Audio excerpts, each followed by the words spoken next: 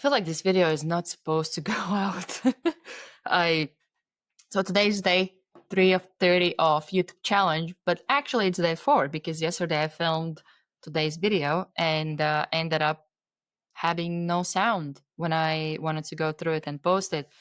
And just now, as I was filming it the second time, I had like internet breakup. So let's hope this is the last attempt and successful one. So today I have to talk about or share a childhood memory that shaped who I am today and what were the important moments and why. The first memory that comes in mind are my 5 a.m. mornings. So I started to wake up at 5 a.m. even before it was a thing. Initially, it started with I think it was 6 a.m.s, and I would wake up. I would go to we had school really close, so I would go to the school, run a few laps around the track, and come back. Then I would make caramel tea with sugar or honey, I don't remember, and read a book. And that was kind of my like morning routine before I went to the school. And then it evolved into and actually the way it all started was with basketball, because I would feel insecure or not good enough, not fast enough, all the not enoughs that you can think of. And I felt like, well, what do you do? Like, you just have to work extra. That's kind of a given. So I didn't really have any other time to do it because and during the day I would be at school. In the evening I would be going to the practice. And also I was really insecure about the way I would run, or how slow I would run. So the only logical time in my little kid's mind to do it was 5 a.m. And so I started to wake up at 5 a.m. I think initially it started with me running. And I remember the first days, because it was dark outside, I would be so afraid to run. I would literally, after every corner, I would kind of like sneak peek just to see if there's nobody there. It was scary to run those 5 a.m.s. And I would run towards the park we had. It would be like 15-minute run. And then I would either run some laps uphill or upstairs. And then I would just get back home. And I think most days I would do the same thing. I would just like have some tea or something and read some pages before heading to the school. And soon enough, I started to make my own programs. I started to research on YouTube different kind of exercises that I could do. I started to put together like workout programs that they would have. Like, I think at some point there was like up to like 30 exercises. And I would do intervals where I think at one point I got to doing them for 1 minute and resting for 7 seconds in between. And I would just do them pretty much like every single day. And when I would, and it was happening throughout the year, whether it was raining, snowing, it didn't matter. And I had my usual setup where I would have my notebook. So within the notebook, I would have all the sticky man drawings of what's the exercise, and on so that I would have on in like one pocket with like a pen, and on the other pocket I would have my jumping rope. And with it, over the years, I ended up breaking in half 2 jump ropes. That's how much I was jumping. I remember one of the times actually was during the winter, where initially it was hard to jump because there was snow. So I cleaned out the space where I would be jumping, and I'm jumping. And at some point, I'm like, huh, this is feeling really easy. And I just keep jumping until I got to like, I don't know what it was, like 500,000 reps. And then when I stopped, I was like, oh, it's like broken in half. That's why it was that easy. And it happened like at least twice that I remember. And so throughout the years, I would just like get better and better. And I got to the point where I was able to play all game with no breaks. I didn't get tired. And I didn't even look at the bench because I was just like for the most part, I wouldn't get changed unless I would ask to be changed. And at the time, I didn't see that I was actually a good player. I was probably overconsumed by shame and insecurities. And often, uh, okay, so the lessons. There's several lessons actually that I have learned that are I think they are still relevant today, to the life that I live and the mindset that I have. Big one that I had at the time. I don't know if it came from this specifically, but I wouldn't be surprised if it did. Was I had this mantra that I was living by: the harder, the better. And it would reflect in different things that I would be doing. Like one was these workouts. I would always look for different ways to make them harder and more challenging.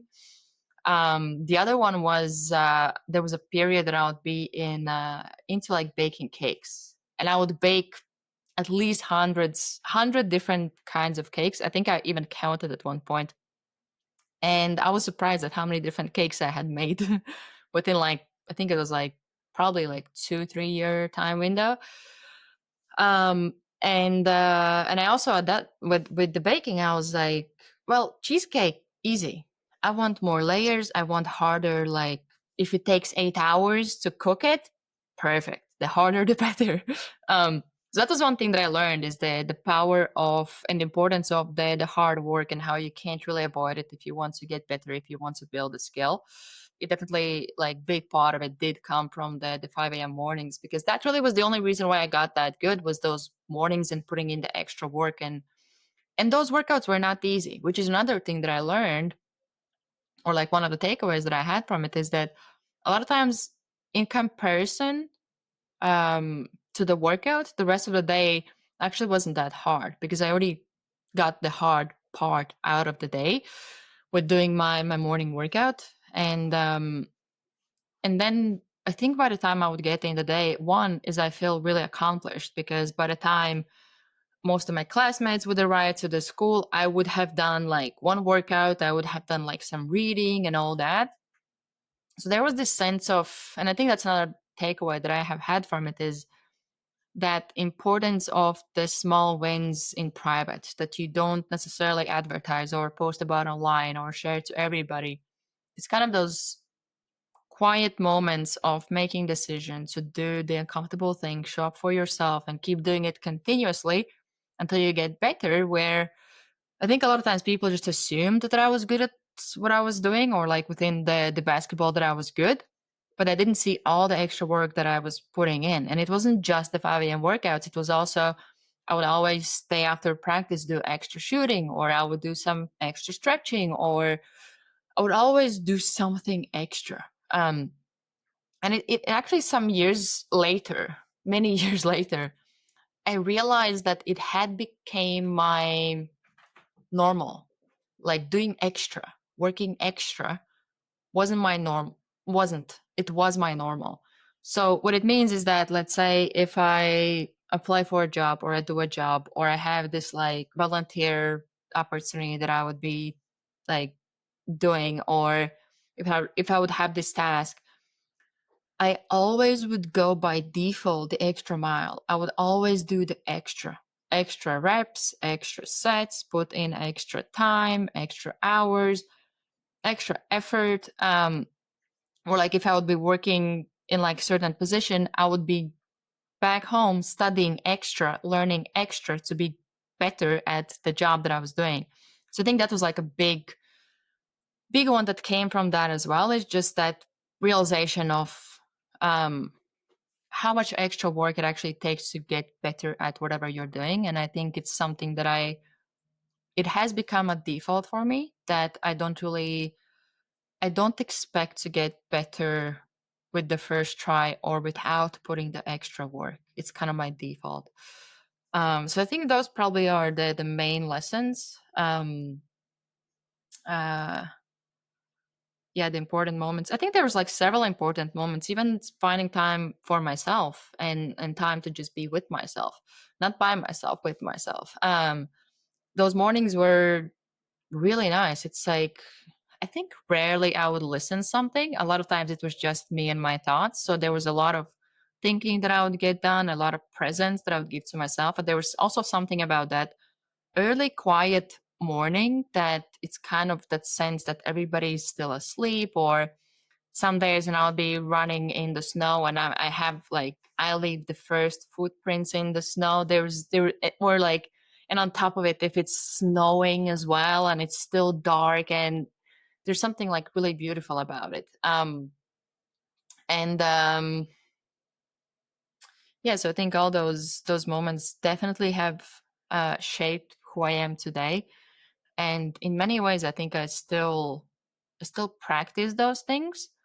And I even sometimes when I reflect back on it, I kind of wish, or I want to learn to be more like her. I didn't appreciate it at the time because a lot of it was coming from like insecurity and fear and all that. But now looking back, I'm like, whoa, I was doing all that at like 12 years old by myself. Nobody made me to do it. And I kept doing it for years, showing up for myself, and to the point where it became my normal. So it's, in some ways, looking back, I'm like, there's a lot that I can learn from her, even now in living the life that I live today, like many years later. So yeah, that's the day three. My childhood memory that shaped who I am today. Um, Tomorrow, I have the topic to discuss a book or movie that had a profound impact on me. So stay tuned for that.